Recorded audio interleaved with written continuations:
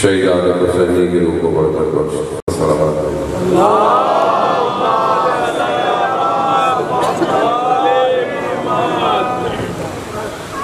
لا حول ولا قوة إلا بالله العلي العظيم حسبنا الله ونعم الوكيل نعم المولى ونعم النصير أعوذ بالله من الشيطان الرجيم بسم الله الرحمن الرحيم الحمد لله الذي يؤمن الخائفين وينجي الصالحين ويعلى المستكبرين ويهلك ملوكا ويستخلف آخرين والصلاة والسلام على رسول الثقلين محبوب رب المشرقين والمغربين جد الحسن والحسين نبينا سيدنا بالقاسم محمد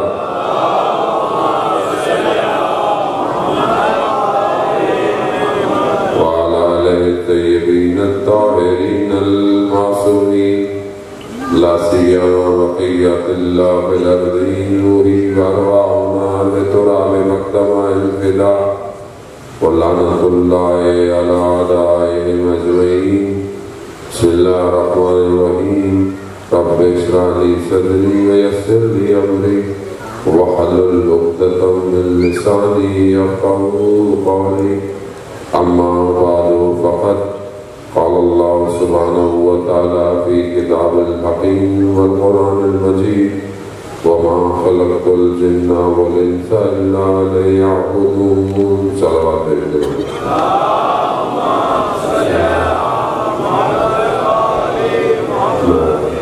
عزیزان محترم 12 محرم الحرام ہے امام کا کارواں جو مدینہ سے چلا تھا وہ کربلا میں تھوڑا ہی رہ گیا ہے اور جو کچھ بچا ہے وہ کوفہ پہنچ چکا ہے وہ بیٹے جن کو ماں نے بڑے نازوں سے پالا تھا ان کے سر نیزوں پر ہے ہاتھوں میں رسیاں ہیں اور گلے میں توق ہے تو یہ مصیبت کے دن شروع ہوئے ہیں ابھی اور یہ جاری ہے جب تک یہ کارواں مدینہ واپس نہیں آئے گا ہمیں خدا نے یہ توفیق دی ہے کہ ہم ان دنوں میں جمع ہوں اور امام کی مصیبت کا ذکر کریں اور امام کے مقصد کو بیان کریں تاکہ ہم اس تک پہنچ جائیں جو عزاداری کا اصلی وارث ہے کیونکہ جو اصل وارث ہے وہ غیبت کے پردے میں ہے اصل حقیقت وہی جانتا ہے اور اسے بھی ضرورت ہے ان کی کہ جو اسے پکار رہے ہیں اللہ جل اللہ صلی محمد حضرات محترم کیونکہ جمعے کا دن ہے اور آخری ساعتیں رہ گئی ہیں جمعے کے دن کی تو ضروری ہے کہ ہم اپنے امام پہ گفتگو کریں اور اسی کو ضرورت ہے امت کی یہ مجلس یہ عزاداری یہ مکتب جسے خون کی قربانیاں دے کر بچایا گیا ہے اس کا اصل ہدف امت سازی ہے ایک امت بنے امت کیونکہ امام کو امت چاہیے امام کو گروپ نہیں چاہیے امام کو پارٹی نہیں چاہیے امام کو قوم بھی نہیں چاہیے امام کو امت چاہیے امت امت میں نہ رنگ ہے، نہ نسل ہے، نہ زبان ہے. امت جس کے اندر یہ خوبیاں ہوں کہ وہ امام کی اطاعت کر سکے، چاہے وہ کوئی بھی ہو. اجزاد محترم، یہی پیغام پوری دنیا کے لیے. یہ مجلس تربیت کی جگہ ہے. یہاں پر انسان بنائے جاتے ہیں، وہ انسان کہ جو دشمن کو بھی پانی پلائے اسے کربلا بناتی ہے. تو بہرحال زیادہ وقت نہیں ہے. حضرت توفیق خدا کا شکر گزار ہے کہ یہ موقع ملا. آپ مومنین کے بھی مشکور ہیں، انتظامیہ کے، مینجمنٹ کے بھی انہوں نے یہ موقع دیا. تھوڑی دیر اور کہ ہم کیا کریں کہ ہم امام تک پہنچ پائے. امام نے لوگوں کو دعوت دی. جب کارواں امام کا مدینہ سے نکلا، مکہ سے کربلا، سفر جاری اور ساری ہے. مکہ سے امام جب نکلے ہیں تقریباً 24 دنوں میں کربلا پہنچے. اور اس راستے میں امام نے بہت لوگوں کو دعوت بھی دی، خط بھی لکھے. جن کے اندر صلاحیتیں تھیں یا جن پر نگاہ کرم تھا وہ کاروان میں آ گئے. اب ہم بھی دو ہی کام کر سکتے ہیں، یا صلاحیت پیدا کریں اپنے اندر، یا پھر کرم مانگے کہ کرم ہو ہمارے اوپر. لیکن کچھ کرنا پڑے گا، کچھ کرنا پڑے گا. ہم کیا کریں؟ امت کیسے بنتی ہے، امت کیسے بنائیں؟ جانے محترم ساری باتیں ہم جانتے ہیں لیکن بھول چکے ہیں سب میں. امت چھوٹے چھوٹے گروہ سے تشکیل پاتی ہے. جیسے آپ کا یہ محلہ ہے، آپ اس محلے میں رہتے ہیں، آپ اس علاقے میں رہتے ہیں. پہلے ہم اس کو بہتر کریں. یہ بہتر ہوگی تو شہر بہتر ہوگا، شہر بہتر ہوگا تو صوبہ بہتر ہوگا، صوبہ بہتر ہوگا تو ملک بہتر ہوگا. اگر آپ کا اپنا گھر خراب ہو اور آپ امت کی تبلیغ پہ نکل جائیں. یہاں غالباً رشیا کے کسی ملک، یہ جو بہت سارے ملک ٹوٹ گئے، ازبکستان، تاجکستان، آذربائیجان، ترکمانستان، ان میں سے کسی ایک ملک کا واقعہ ہے کہ کچھ ہمارے دوست احباب تبلیغ پہ گئے. وہاں مسجد میں گئے، مسجد میں جانے لگے تو حسب معمول شاپر میں اپنے جوتے اٹھائے اور لے کر اندر رکھ دیے اور چلے گئے. وہاں جو لوگ تھے وہ دیکھ رہے ہیں کہ بھائی یہ کیا کر رہے ہیں.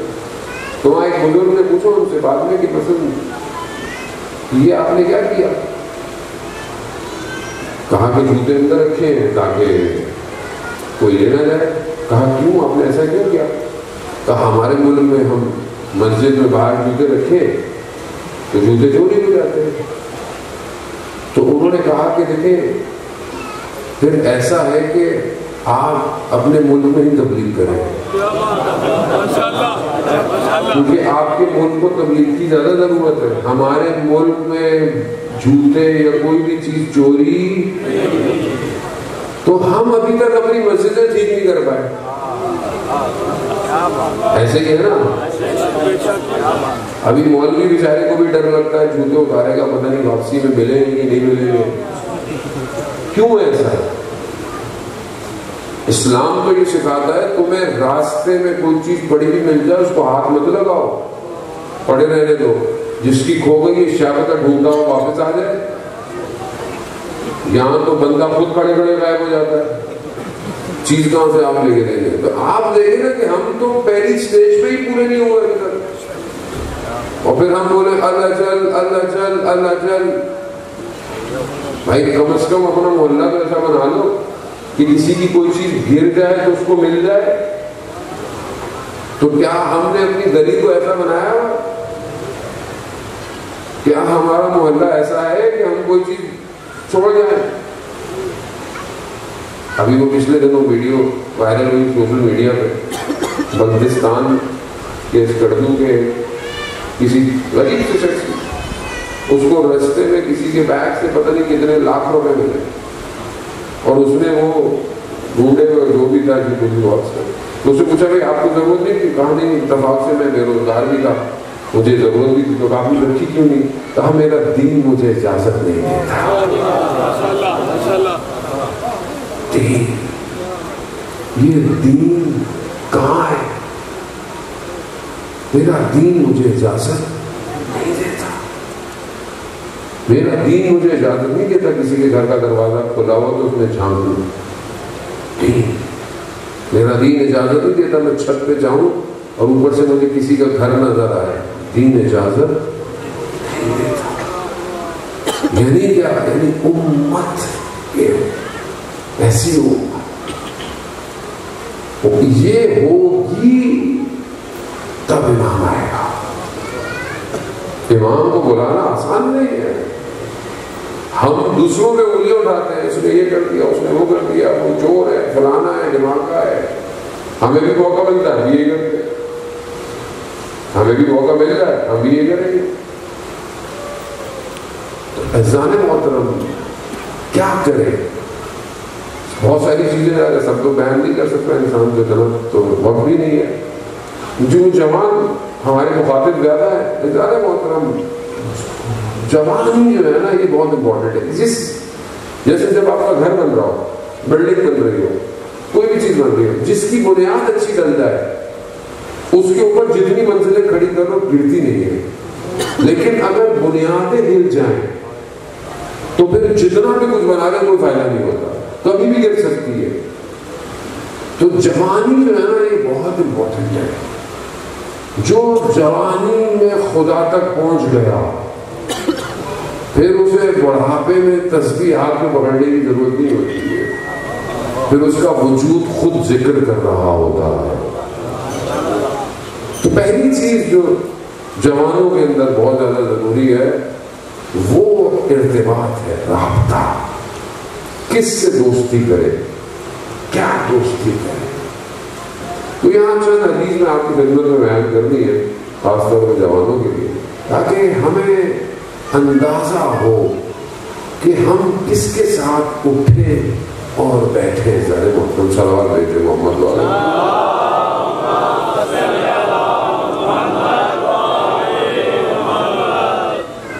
میرے غریب کو چشمے کے بغیر نظر نہیں آتا، چشمہ جو ہے صلوات۔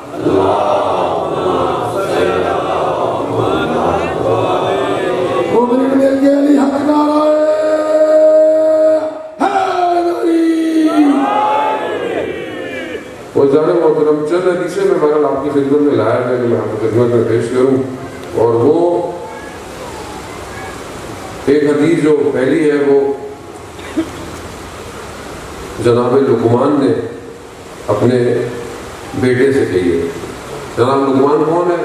قرآن سورہ لقمان، غلام ہے لیکن اپنے آپ کو اس قابل بنایا کہ اللہ نے حکمت کو جاری کر دیا، یعنی حکمت کا جو چشمہ ہے، علم کا چشمہ ہے، وجود سے باہر آ گیا، اور خدا نے ان کے نام پر قرآن کی سورت اتار دی۔ یعنی اگر آپ اور میں بھی کوئی کام کریں تو خدا ہمارے نام کو بھی روشن کر سکتا ہے۔ جناب لقمان نے اپنے بیٹے کو نصیحت کی، اور یہ سب کے بیٹوں کے لیے قرآن ہے، قرآن میں جناب لقمان کی بڑی اہمیت۔ جناب لقمان نے اپنے بیٹے سے کہا یا بنیا، اے میرے بیٹے، جالس العلماء، علماء کے ساتھ بیٹھا کرو۔ اے میرے بیٹے، علماء کے ساتھ بیٹھا کرو، اور زانو، دو زانو ہو کے بیٹھا کرو، یعنی احترام کے ساتھ بیٹھا کرو علماء کے ساتھ۔ کیوں؟ اس سے کیا ہوگا؟ اس سے خدا تمہارے دل میں نور اور حکمت کو زندہ کرے گا۔ علماء، اب انسان کو علماء دوست ہونا چاہیے۔ اب آپ بولیں کہ مولانا آپ بیٹھے رہو، آپ کے گھر بیٹھے، آپ تو بیٹھتے نہیں ہیں۔ اب آپ میرے پر خالی نہ رکھیں نا، علماء اور بھی بہت سارے ہیں، آپ کے اپنے محلے میں ہوں گے، دوست احباب ہوں گے، آپ کے بہت ہیں۔ کوشش کریں علماء کے ساتھ بیٹھے، مسجد میں نماز پڑھنے جاتے ہیں، عالم بیٹھے ہیں، تھوڑی دیر بیٹھ گئے، علماء کے ساتھ بیٹھنے سے اور ادب سے بیٹھنے سے خدا اندر سے نور کو جاری کرتا ہے اور حکمت جو ہے وہ کھلتی ہے. اور اس طرح جناب لقمان فرماتے ہیں بیٹا نور اس طرح آتا ہے جیسے آسمان سے بارش آ رہی ہوتی ہے. اب یہ حکمت اور نور کیا ہے؟ یعنی کہاں سے نکلے گا؟ بدن سے کوئی روشنی آئے گی؟ جو اصل قلب ہے انسان کا اس پہ جو دنیا زنگ لگا دیتی ہے نا، جو انسان دنیا کی محبتوں کی وجہ سے، دنیا کی باتوں کی وجہ سے. اب آپ علماء کا کردار دیکھیں. شہید مطہری رضوان اللہ تعالیٰ علیہ جو بہت بڑے مفکر اسلام ہے، مرتضیٰ شہید مطہری، جوانوں کو چاہیے کہ ان کی کتابیں پڑھا کریں. اردو کے اندر بہت کتابیں ہیں اردو کی. مانوی آزادی پہلی بھی کتاب ہے کہ جو جوانوں کو سب سے پہلے پڑھنی چاہیے. چھوٹی سی کتاب ہے مانوی آزادی. وہ فرماتے ہیں کہ جب ہم بدھ کے دن امام خمینی کے درس میں جاتے تھے نا تو ہماری ہڈیاں کہاں پڑی ہوتی تھی عالم کے درس. پھر جمعرات جمعہ آہستہ آہستہ ہم نارمل ہونا شروع ہو جاتے تھے. ہفتہ اتوار آتا تھا ہمیں ایسا لگتا تھا ہم پھر دنیا کی طرف جا رہے ہیں. پیر منگل تو ہم موت آنے لگتی تھی پھر بدھ آ جاتی تھی پھر ہم درس میں چلے جاتے تھے. پھر وہی روٹین. عالم کی صحبت جو واقعی عالم ہو، ہم تو بہت ہی طالب علم بھی شاید نہیں ہے، عالم اس کی صحبت، اس کے ساتھ اٹھنا بیٹھنا انسان کے وجود میں اندر سے اس کے اندر حکمت کو جاری کرتا ہے. آپ کو مجھے محسوس بھی نہیں ہوتا کہ جب انسان اٹھتا بیٹھتا رہتا ہے. جو لوگ ہمارے بزرگ یہاں بیٹھے ہیں جو علماء کے ساتھ اٹھتے بیٹھتے رہے آپ ان کی زندگی میں اور جو شخص کسی عالم کے ساتھ اٹھتا بیٹھا نا اس کی زندگی میں فرق دیکھ رہے ہیں. فرق ہے. اگر اٹھنا بیٹھنا ہے عالم کے ساتھ بیٹھنا، یہ پہلی چیز ہے. ہمیں کتنی تشنگی ہوتی ہے کہ ہم کسی عالم کا ساتھ تلاش کریں.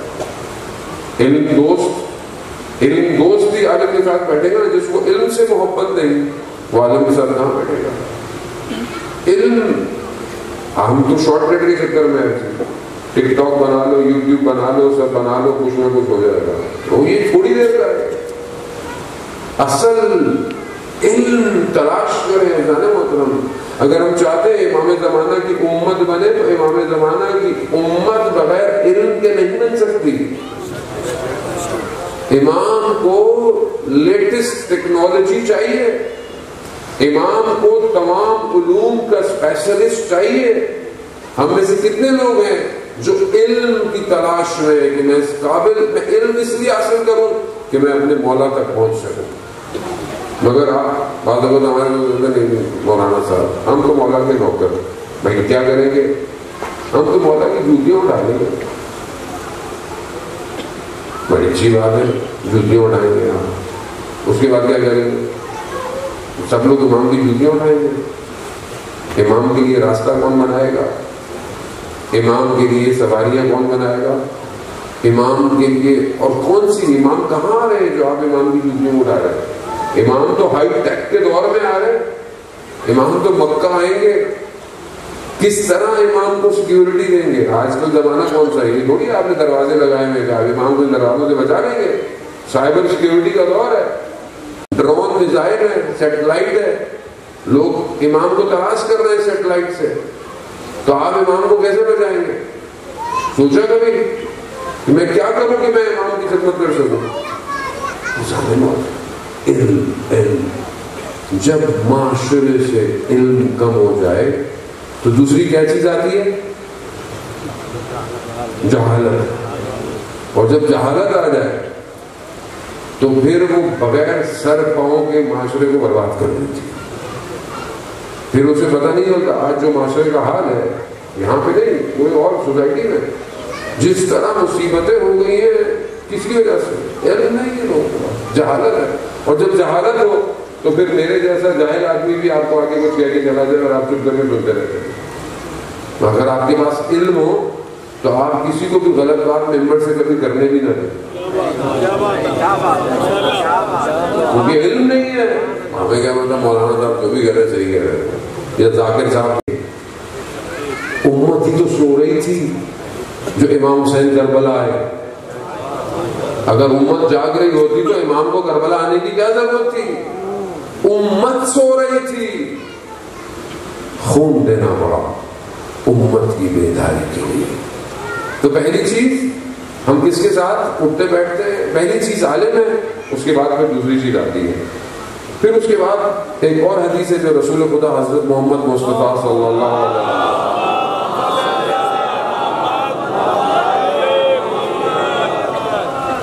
رسول خدا نے اس حدیث کو حضرت عیسیٰ سے بیان کیا. حضرت عیسیٰ روح اللہ جو امام کے ظہور کے بعد تشریف لائیں گے اور امام کے پیچھے نماز پڑھیں گے. ان کے حواریوں نے جو ان کے ساتھ تھے انہوں نے پوچھا کہ روح اللہ کہ ہم کس کو دوست بنائیں, کیونکہ جوان ہے نا, جوانوں میں سب سے زیادہ دوست ہوتے ہیں, اٹھتے ہیں بیٹھتے ہیں, دوست اچھے بھی ہوتے ہیں اور دوست خراب بھی. تو وہ فرماتے ہیں کہ ہم کس کو دوست بنائیں. تو یہاں پر جو ہے وہ حضرت عیسیٰ نے فرمایا کہ اس کو دوست بناؤ جس کو دیکھ کر تمہیں خدا یاد آئے. یعنی جس کو دیکھ کر تمہیں خدا کیسے یاد آئے گا؟ دوست کو دیکھوں مجھے خدا یاد آئے, دوست مطلب کیا ہے؟ اب آپ کا کوئی دوست ہے ایسا جس کو دیکھ کے آپ کو خدا یاد آتا ہے, یا کہتے ہیں لو بھائی آ گیا؟ اگر آپ کا کوئی دوست ایسا نہیں ہے, وہ میں آپ کو بتاؤں گا خدا کیسے یاد آتا ہے, بے فکر رہنا. میں صرف سوال چھوڑ کے نہیں جاؤں گا, جواب بھی انشاءاللہ دے کے جاؤں گا. خدا یاد آئے. اب آپ بولے مولانا صاحب میرا تو کوئی دوست نہیں ہے, مجھے تو دوست کو دیکھ کے موبائل یاد آتا ہے, مجھے تو دوست کو دیکھ کے کھانا یاد آتا ہے, مجھے تو دیکھ کے کچھ اور جیسا دوست ہے وہی یاد آئے گا. تو آپ خود ایسے کیوں نہیں بن جاتے کہ آپ کو دیکھ کر آپ کے دوست کو خدا یاد آئے؟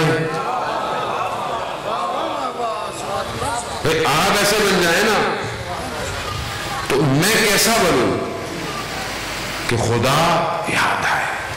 اذان محترم, فقد عرف نفسا عرف ربا. جس نے اپنے آپ کو پہچانا اس نے اپنے رب کو پہچانا. جب آپ اپنے آپ کو تھوڑا سا ٹائم دیں گے تو خدا آپ کو یاد آئے گا. اور یہ دنیا آپ کو ٹائم نہیں دے رہی, دنیا نے آپ کو مصروف رکھا ہوا. کوئی سیاست میں مصروف ہے, کوئی فرقہ واریت میں مصروف ہے, کوئی دنیا میں مصروف ہے, کوئی رشتوں میں مصروف ہے, کوئی نفس کی خواہشات میں مصروف ہے, کوئی آنکھوں کی لذت میں, کوئی زبان کی لذت میں, کوئی کانوں کی لذت میں مصروف ہے. سارا دن گزر جاتا ہے, رات کو سوتا ہے اس کو پتہ ہی نہیں چلتا, صبح اٹھتا ہے پھر وہی دن پھر وہی زندگی. اور جب سے یہ موبائل ہاتھ میں آیا ہے, کھانا ملے نہ ملے انٹرنیٹ چلنا چاہیے. بعض اوقات لوگ میسج کرتے ہیں اور لوگوں کو بھی میسج کرتے ہیں, مولانا صاحب گھر کے حالات بہت برے ہیں, کھانا نہیں ہے, یہ نہیں ہے, وہ نہیں ہے. میں نے کہا یار اتنے برے حالات ہیں مگر پھر بھی یو فون کا پیکج لگا ہوا ہے کہ مولانا کو میسج کیے جا رہے کیے جا رہے کیے جا رہے. یہ چلنا چاہیے سونے سے پہلے. اب کتنا عجیب ہے نا, جب ہم کسی شہر جاتے ہیں, کسی ملک جاتے ہیں, کسی جگہ جاتے ہیں, تو کیا ہمیں پوچھنا چاہیے؟ آپ کے خیال میں کیا پوچھنا چاہیے انسان, اور ہم کیا پوچھتے ہیں؟ جب آپ کسی کے گھر میں جاتے ہیں کیا پوچھتے ہیں؟ یا کسی دوسرے شہر میں جائیں کیا پوچھتے ہیں؟ یا زیارتوں میں جاتے ہیں جیسے ہم کیا پوچھتے ہیں؟ فوراً ہوٹل میں جا کے کیا پوچھتے ہیں؟ وائی فائی کا پاسورڈ. ہاں, یہ نہیں پوچھتے کہ فجر کی اذان کتنے بجے ہوگی بھائی, فلانی نماز کتنے بجے ہوگی, وائی فائی کا پاسورڈ دے دو. مشغول رکھا ہوا ہے, بزی رکھا ہوا ہے. ہر چیز ہمارے ملک میں تو فلٹر بھی نہیں ہے، آزاد ہے، جو دیکھنا ہے دیکھو، جتنا برباد ہونا ہے ہو جاؤ، سستا 1200 روپے میں پتہ نہیں 200 GB فری، بنڈل پیکج، ساری رات بیٹھے رہو، بیٹی کس سے بات کر رہی ہے، بیٹا کس سے باتیں کر رہا ہے، کسی کو نہیں پتا. پھر جب مصیبت آتی ہے، کچھ ہو جاتے ہوئے تو ہائے برباد ہو گئے. تو پہلے دھیان دینا تھا نا، مصروف رکھو. خدا کیسے یاد آئے گا؟ رات ساری رات آپ کی یوں ہو، فجر میں اٹھا جائے گا. فجر سے تھوڑی دیر پہلے تو نیند آتی ہے مزے کی، کتنی مزے کی نیند آتی ہے فجر سے تھوڑی دیر پہلے. کہاں شہید جو خدا کی راہ میں خون دے، اس کا وصیت نامہ جو اس کے باپ نے پرنٹ کیا، اس نے اپنی ڈائری بنائی ہوئی تھی. اس ڈائری پہ اس نے لکھا ہوتا کہ میری زندگی کا سب سے تاریک دن، اندھیرا دن وہ تھا جب میں اٹھا تو سورج نکل چکا تھا. یعنی فجر قضا ہو گئی. ہمیں پتہ نہیں احساس ہوتا ہے کہ نہیں ہوتا فجر چھٹ گئی، یہ نہیں ہوگی. تو خدا کیسے یاد آئے گا؟ اور جس سے خدا ہو اس کے پاس، وہ رات کو بے چینی میں نہیں سوتا کہ کہیں فجر نہ چھوٹ جائے، نیند خراب ہو جائے میری، مگر میں پروردگار تیرے سجدے نہیں چھوڑ سکتا. اس کو خدا یاد آتا ہے جو رات کی تاریکی میں کھڑا ہو، کوئی دیکھ نہ رہا ہو، اور خدا کی بارگاہ میں استغفار کرے، گریہ کرے. اس جوان کو دیکھ کر خدا یاد آتا ہے. ایک جوان، اسلام کا شروع کے دن ہے، جوان ہے، عجیب سی حالت میں مسجد میں انٹر ہوا. رسول خدا حضرت محمد مصطفیٰ صلی اللہ علیہ وسلم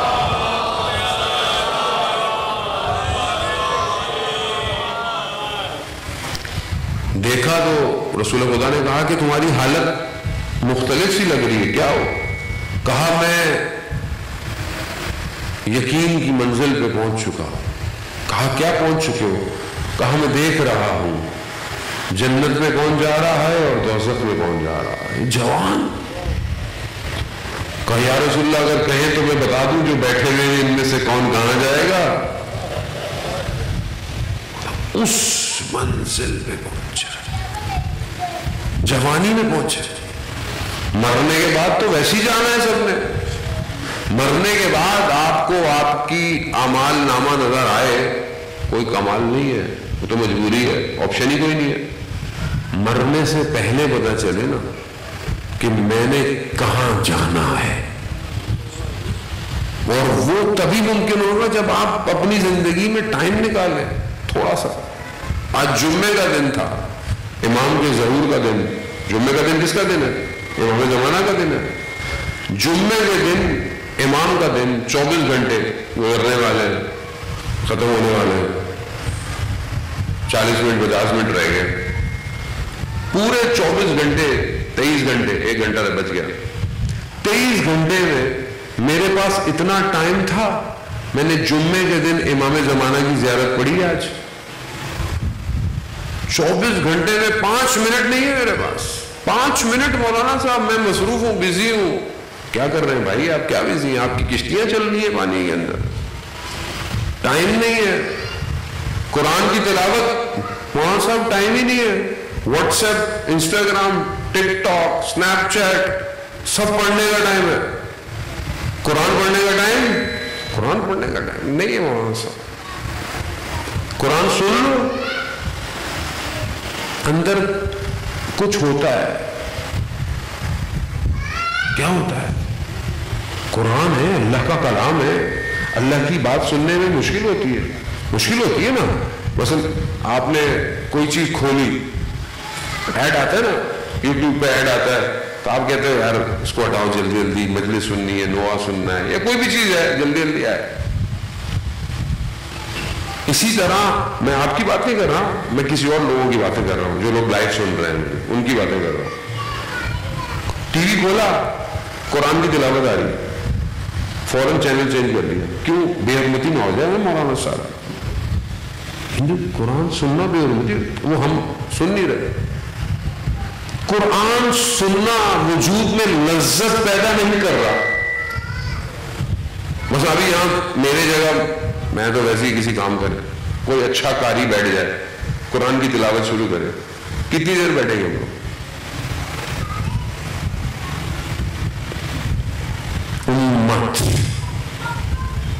امت اتنے آرام سے نہیں بنتی.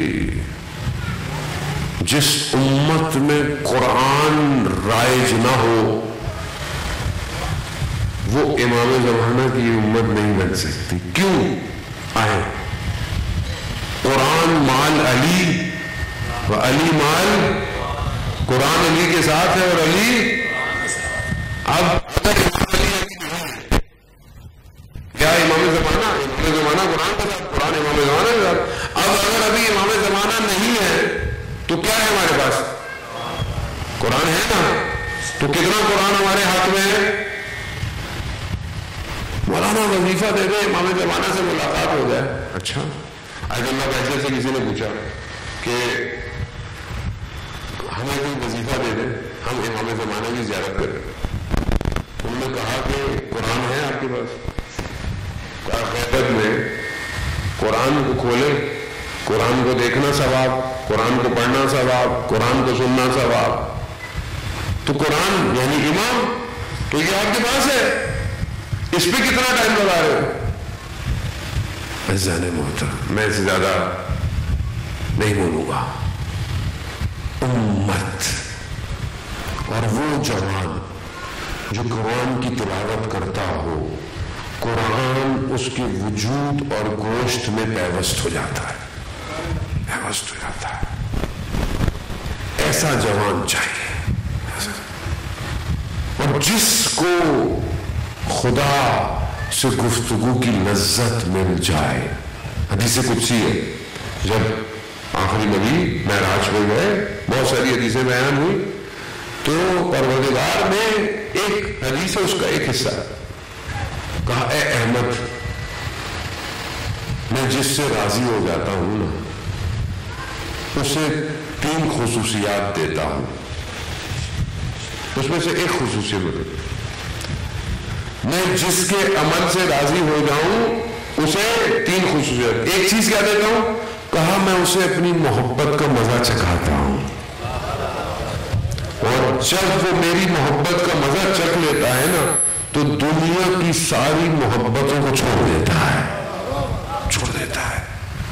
محبت جسے مل جائے وہ بھی خدا کی. عزیزان محترم آپ کے سامنے جو لوگ کربلا میں آئے وہ خدا کی محبت کے لیے آئے، خدا کے لیے آئے. پھر دنیا ان کو ہلا نہیں پائی، مگر جو سامنے کھڑے ہوئے تھے ان کو دنیا کی محبت تھی، خدا کی محبت نہیں تھی. تبھی انہوں نے امام کو جو ہے وہ تشنا قتل کر دیا. خدا کی محبت کو ڈھونڈے. خدا قرآن میں حضرت موسیٰ سے ارشاد فرماتا ہے، اے موسیٰ سورۃ طٰہٰ میں ہم نے اپنی محبت کا عکس تمہارے اوپر ڈالا، ہم نے ڈالا. کیوں؟ تاکہ ہم اپنی آنکھوں کے سامنے تمہاری پرورش کر پائیں. کیسی محبت تھی پروردگار کی کہ فرعون موسیٰ کو مارنا چاہتا تھا، لیکن پروردگار نے موسیٰ علیہ السلام کو فرعون کے گھر میں بلند کیا. محبت اس کو ڈھونڈے. یہ دنیا کی جو محبتیں ہیں نا، یہ جو بچے جوان انسٹاگرام والی محبتیں، یہ کسی کام کی نہیں ہے. یہ دھوکہ ہے، دھوکہ. یہ شیطان کا جال ہے، جال. ایک جوان مدینہ میں آیا، جوان تھا، 6 امام کا دور ہے، مدینہ میں آیا، اکیلا ہے، گھر ڈھونڈا رہنے کے لیے. اس زمانے میں گھر ایسے ہوتے تھے کہ بڑے بڑے گھر ہوتے تھے، اس طرف سے کوئی آئے تو اس طرف سے نکل جائے. تو اسے ایک گھر ملا جو آدھا کرائے پہ ہو، کسی کو دیا ہوا تھا، آدھا خالی تھا، یعنی ایک حصہ خالی تھا. تو اس نے پوچھا جس نے اس کرائے پہ دیا، اب آپ دیکھیں جوان ہے، کیا چیز امپورٹنٹ ہے. اس نے پوچھا پیچھے والے حصے میں کون رہتا ہے؟ کہا کہ ایک خاتون رہتی ہے. کہا کس کے ساتھ؟ کہا اکیلی رہتی ہے. کہا میں ایک شرط پہ گھر لوں گا. کہا یہ جو دروازہ ہے نا درمیان میں یہ بند رہے گا. کہا کیوں؟ کہا بس میری شرط ہے. ادھر ان کا تعلق. تھوڑے دن گزرے ان خاتون نے دروازہ کھول دیا. کہا کیوں کھولا؟ کہا ہوا آنی جانی چاہیے. کہا میری شرط ہی یہی تھی. وہ نہیں مانی. وہ جوان سیدھا اٹھا اور اپنے امام کے پاس گیا, چھٹے امام جعفر صادق علیہ السلام صلی اللہ محمد. امام کے خدمت میں گیا. امام کو یہ بتایا کہ مولا میں نے گھر لیا, شرط یہ تھی کہ دروازہ نہ کھولے خاتون, کیونکہ وہ بھی اکیلی ہے, میں بھی اکیلا ہوں, میں چاہتا تھا وہ آئے نا اس طرف. امام نے کہا فوراً اپنا سامان اٹھاؤ اور نکل جاؤ یہاں سے. کہاں نکل جاؤ؟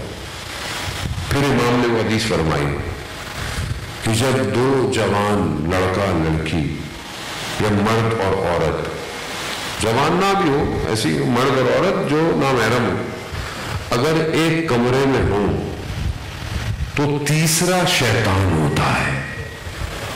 تیسرا. اب آپ بولیں ہم تو مولانا کسی ایسی جگہ پہ نہیں ہے, تو یہ موبائل, اس میں چیٹ روم ہے نا, کمرہ جو ہے chat room private, Instagram, Facebook, WhatsApp private ہے نا, آپ کا ہے نا کمرہ, کوئی اور تو نہیں ہے. اور اگر آپ کسی نامحرم سے گفتگو کر رہے ہیں تو تیسرا کون ہوگا؟ بس اب آپ 100 بہانے بنا لیں, میں تو یہ بات کر رہا تھا, میں وہ بات کر رہا تھا. شیطان. جب امام نے کہہ دیا کالا امام صادق ہے, رضان محترم, خدا شیطان پوری کوشش کرتا ہے کہ کسی طریقے سے اس کو مصروف رکھو, اس کا وقت ضائع کرو, اس کے ذہن کو مصروف. یہی ذہن اگر آزاد ہو تو یہ کہاں پہنچ جائے, لیکن یہی ذہن اگر غلام بن جائے تو پھر امام انتظار کرتا رہتا ہے اور لوگ نہیں آتے. خوب اس کو سمجھے. معاشرہ سازی کے لیے جو سب سے زیادہ امپورٹنٹ چیز ہے وہ آپ کا رابطہ ہے. اگر آپ نے اپنے آپ کو پہلے, پھر اپنے گھر کو دوسرا صحیح کر لیا, باہر سب صحیح ہو جائے گا. ایک شخص باہر بہت اچھا ہے, لوگوں سے باتیں کرتا ہے, لوگوں سے بڑے پیار سے گفتگو کرتا ہے, گھر کے اندر خراب ہے, گھر کے اندر برا ہے, گھر کے اندر بد اخلاق ہے. ایسا شخص نہیں معاشرے کو صحیح کر سکتا. میں آپ کے سامنے بہت اچھا ہوں اور گھر میں اپنے بچوں کو ڈانٹتا رہوں, گھر میں جاؤں میرے بچے بولے ابا کیوں گھر میں آئے, باہر ہی رہتے تو اچھا تھا. تو ایسا شخص جو اپنے گھر کو مینیج نہیں کر سکتا, اپنے گھر کو امام کے لیے نہیں تیار کر سکتا, وہ معاشرے کو کیا تیار کرے؟ امت ساز. یہی پیغام تھا. چند چیزیں تھی جس کے لیے امام حسین نے مدینہ چھوڑا ہے. پہلی چیز, اپنے نانا کے جد, اپنے نانا کی سنت کو زندہ کرنا چاہتا ہوں. دوسرا, امر بالمعروف, نیکی کی ترغیب, نیکی کی دعوت, نہیں از منکر, برائی کو روکنا چاہتا ہوں. دوسری چیز. تیسرا, عدل کا قیام اور حکومت اسلامی کی تشکیل چاہتا ہوں. یہ کام تھا امام. اب اگر ہم سنت رسول کو زندہ نہ کریں اور مجلسیں کریں, مجلسیں ہوں, عزاداری ہو, سنت رسول زندہ نہ ہو, تو ہم لوگ کیا امام حسین کے مقصد پر ہیں؟ ہماری مجلس ہو, اچھائی کی دعوت نہ دی جائے, نیکی کی ترغیب نہ کی جائے, برائی سے روکا نہ جائے, تو کیا ہم امام حسین کے مقصد میں ہیں؟ اسی کو سمجھنے کی ضرورت ہے. آج اگر معاشرہ نہیں بن رہا تو قصور ہمارا, آپ کا نہیں ہے, میرا قصور ہے. جس کے پاس یہ منبر ہے اس کا قصور ہے. اس نے کالا امام صادق, کالا امام باقر لوگوں کو نہیں بتایا. آپ جوان ہیں نا, آپ وہ امام کا لیٹر پڑھیں, لیٹر جوانوں کے لیے 100 سے زیادہ امام کی سفارشات ہیں. کون سا لیٹر؟ امام علی نبی علیہ السلام نے جو امام حسن مصطفیٰ کو لیٹر لکھا ہے، اللہم صلی علی محمد، وہ لیٹر وقت نہیں ہے بہرحال میں اس کو آپ کی خدمت میں بیان کروں. اس کا لیٹر کا نمبر 31 ہے، بعض پرنٹ میں اوپر نیچے. کس میں ہے؟ نہج البلاغہ میں. نہج البلاغہ کیا ہے؟ مولا علی علیہ السلام کے خطبے، نامے اور اقوال، 3 چیزیں ایک کتاب میں جمع ہے. اس کا نام ہے نہج. کہاں ہے؟ گھر میں ہوگی مولانا صاحب. کہتے تو ایسی بڑی بڑی باتیں کہ یہ تو وہ کتاب ہے جو اللہ نے مطلب قرآن کی کتاب کے بعد کیا کتاب ہے. کیا کتاب ہے؟ کتنے خطبے ہیں مولا کے، کتنے نامے ہیں مولا کے. جارج جرداق کرسچن، کسی دوست نے اس کو نہج البلاغہ تحفے میں دی. اس نے ایسی کھولی، رکھ دی، چلا گیا. کانفرنس میں گیا کسی جگہ، دنیا کس سے بنی ہے؟ کانفرنس تھی، سب نے بتایا دنیا اس سے بنی. جو زیادہ نکلا کہ دنیا پانی سے تشکیل ہوئی ہے، پانی سے. تو اس کے ذہن میں آیا کہ اس نے یہ کہیں پڑھا تھا. اپنی کتاب خانے میں واپس آیا تو نہج البلاغہ میں اس نے دیکھا کہ نہج البلاغہ میں اس نے پڑھا تھا. اس نے بولا 1400 سال پہلے کوئی شخص یہ بتا کے گیا. اس نے نہج البلاغہ پڑھنا شروع کی، پڑھتا رہا. مرنے سے پہلے تک 200 دفعہ نہج البلاغہ پڑھی اس نے. اور اس نے کتاب لکھی وائس آف ہیومن جسٹس، امام علی. عدل کی آواز، انسانیت کی عدل کی آواز امام علی ہے. وہ کہتا ہے میرا مذہب مجھے اجازت نہیں دیتا کہ میں جناب علی کو، حضرت علی کو حضرت عیسیٰ سے زیادہ بڑا کہوں. میرا مذہب مجھے اجازت، لیکن کہا میرا ضمیر مجھے اجازت نہیں دیتا کہ میں حضرت علی سے کسی کی فضیلت کو زیادہ بیان کروں. کرسچن ہے. ہم نے کتنا پڑھا؟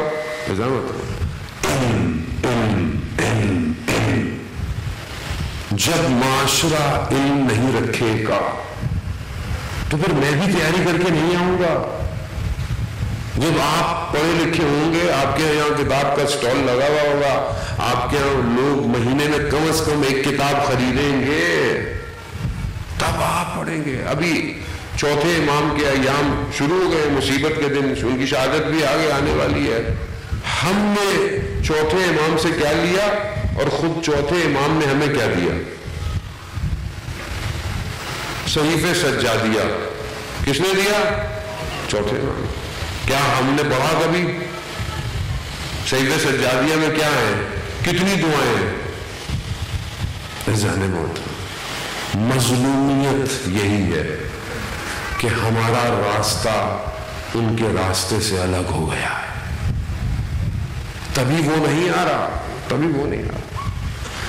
مجلسوں میں سب ہونا چاہیے، فضائل بھی ہو، نعرے بھی لگے، سب ہونا چاہیے. اس میں کوئی ایسا نہیں بات، اچھی بات ہے. فضائل بھی بیان کریں، نعرے بھی لگائیں. الگ الگ مولانوں کو اللہ نے الگ الگ خوبیاں بھی دی ہوئی، آپ سب سنیں آپ. لیکن ہم خود بھی تو آگے بڑھے. میرے کو تو بھارت یہی آتا ہے، 2-4 باتیں جو میں کر سکتا ہوں اذان محترم. لیکن جمعے کا دن ہے اور جمعے کے دن کوئی اور گفتگو بنتی نہیں ہے سوائے امام زمانہ کے. ایک شخص جو ہے وہ چند دوست تھے اور ہر جمعرات کو جمکران مسجد جاتے تھے امام زمانہ کی محبت میں. ایک دن ایک جلدی پہنچ گیا اس جگہ جہاں سے یہ سب مل کے جاتے تھے. وہاں پہنچا، دیکھا کوئی نہیں ہے. بے چین بہت تھا، اضطراب بہت تھا، پریشان بہت تھا. چلنا شروع ہو گیا، رکا نہیں اور امام سے اپنے باتیں کیے جا رہا اپنے دل کی باتیں. دوست پہنچے، دیکھا نہیں ہے. دوست چلا گیا تو جو لوگ واپس آ رہے تھے ان سے پوچھا بھائی فلانے شخص کو دیکھا؟ کہاں وہ جا رہا تھا، ہم نے دیکھا. اس تو کہا چلو وہاں پہنچے مسجد میں، کہا تم نے ہمارا انتظار نہیں کیا؟ کہا آج میری دل کی کیفیت اچھی نہیں تھی، آج مجھے امام بہت یاد آ رہے تھے تو مجھ سے انتظار نہیں ہوا۔ تو انہوں نے پوچھا کہ تمہارے ساتھ کون تھا؟ کہا میرے ساتھ تو کوئی نہیں تھا۔ کہا جو لوگ واپس آ رہے تھے ہم نے ان سے پوچھا کہ تم کسی سید کے ساتھ جا رہے تھے۔ یعنی جب انسان دل سے باتیں کرے تو امام ساتھ ساتھ چلتا ہے۔ امام سے باتیں کرے۔ کتنا وقت ہم دنیا سے لوگوں سے باتیں کرتے ہیں اور ملتا بھی کچھ نہیں ہے۔ امام سے بات کرے، کم از کم ہفتے میں ایک دن تو امام کو یاد کرے، کہے مولا میں خطا کار ہوں، گناہ گار ہوں، لیکن مولا میں آپ کا چاہنے والا ہوں، چاہنے والا۔ جمعے کا دن تھا، دعائے نطبہ میں بھی صحیح طرح پڑھ نہیں پایا، تھوڑی سی پڑھ پایا، خدا توفیق دے کہ ہر جمعے کو دعائے نطبہ پڑھا کریں۔ تو ایک بہت بڑے عالم دین تھے، وہ دعائے نطبہ پڑھتے تھے، بیان کرتے تھے اللہ نے ان کے نفس میں گرمی دی ہوئی تھی، لوگ جانتے تھے کہ ان کو اللہ نے توفیق دی ہوئی ہے۔ تو ایک دن ان کی مجلس میں، محفل میں جو دعائے نطبہ کی تھی، عبد الکریم کفاش جو تہران میں مشہور تھا، جوتیاں موچی جسے آپ کہہ لیں، یا ان کا خاندانی فیملی نیم تھا، بہرحال مشہور تھا، چھوٹا آدمی تھا لیکن مشہور تھا کہ ہر ہفتے امام زمانہ سے ملتا ہے۔ وہ اس محفل میں آیا اور جب پروگرام ختم ہو گیا تو کہا کہ فلانی جگہ پر امام زمانہ بیٹھے ہوئے تھے۔ تو جو پڑھتے تھے وہ گریہ کرنے لگے کہ کاش مجھے بھی امام نظر آ جاتے۔ میں نے کبھی گریہ کیا کہ مجھے میرا امام نظر نہیں آتا؟ دعائے نطبہ میں ہے نا، متا ترانا و نراقا، کب ہم آپ کو دیکھیں گے اور کب آپ ہمیں دیکھیں گے، کب دیکھیں گے؟ عزیزوں نے لگیا، میں پوری مخلوق کو دیکھتا ہوں مگر آپ کو نہیں دیکھ رہا۔ عزیزان موت، یوسف زہرا ہے، یا لیتنی کنت معکم فافوز فوزا، کاش ہم کربلا میں ہوتے تو مولا کے ساتھ ہوتے میں پڑھتے زیارت میں، کاش ہم بھی ہوتے۔ تو غیبت کے پردے سے آواز آئے گی، کاش کیوں کہہ رہے ہو، میں تمہارے درمیان میں موجود ہوں۔ عزیزان موت، بہت معذرت چاہتا ہوں کہ میں نے آپ کے دلوں کو رنجیدہ کیا، لیکن کیا کریں، جب امام غمزدہ ہو تو ہر چیز غمزدہ ہے۔ اور وہ جو خود زیارت ناحیوں میں یہ بیان کرتا ہو، پورا سلام ہو ان محاسن پر جو کربلا میں خون آلود ہوا ہے، میرا سلام ہو ان رخساروں پر جو دشت کربلا میں رکھے رہے، میرا سلام ہو ان بدنوں پر جن پر گھوڑے دوڑتے رہے۔ ہاں زیاداران محترم، آپ نے 10 دن وحدہ زداری کی، بڑے ماتم جلوس کیے، بڑی خدمت کی، امام کا ذکر کیا، لیکن جب عاشور آتی ہے تو انسان رات کو تھک کر کہتا ہے کہ بڑا کام کر لیا، اور ہم تو تھک کے واپس آتے ہیں اور پھر آرام کرتے ہیں، لیکن اہل بیت کا گھر تو 10ویں دن برباد ہوا ہے، اور عاشورہ سے سفر شروع ہوا، میران گھر آ گئے مگر زہرا کا گھر روز عاشورہ اجڑ گیا۔ ہاں زداران محترم، مصیبتیں بہت ساری ہیں میدان میں، لیکن کتنی بڑی مصیبت ہے جو ہمارے چوتھے امام پہ پڑی ہے۔ امام بیمار ہے، اور جب آخری وقت میں امام حسین اپنے بیٹے سے وداع کرنے آئے نا، ملنے آئے، اور امام نے بیماری میں جب کہتے ہیں کہ آنکھوں کو کھولا، دیکھا کہ بابا کا چہرہ زخمی ہے، خون لگا ہوا ہے، تو ایک دم پکارا، بھائی علی اکبر، چچا عباس. کہا بیٹا سب چلے گئے، سب چلے گئے. روزے عاشور ساری مصیبتیں آپ سن چکے ہیں، لیکن جب سب ختم ہو گیا، شمر امام کے سر کو اپنے ہاتھوں میں اٹھا کر چل پڑا. خیموں پر دشمن نے غارت ڈال دی تو یہ بچے خیموں سے دوڑنے لگے، بھاگنے لگے. راوی بیان کرتا ہے میں نے خاتون کو دیکھا جو ایک خیمے میں جاتی ہے پھر باہر آ جاتی ہے، پھر جاتی ہے پھر باہر. ایسا لگتا ہے کہ اس کی کوئی قیمتی چیز ہے جو خیمے کے اندر ہے.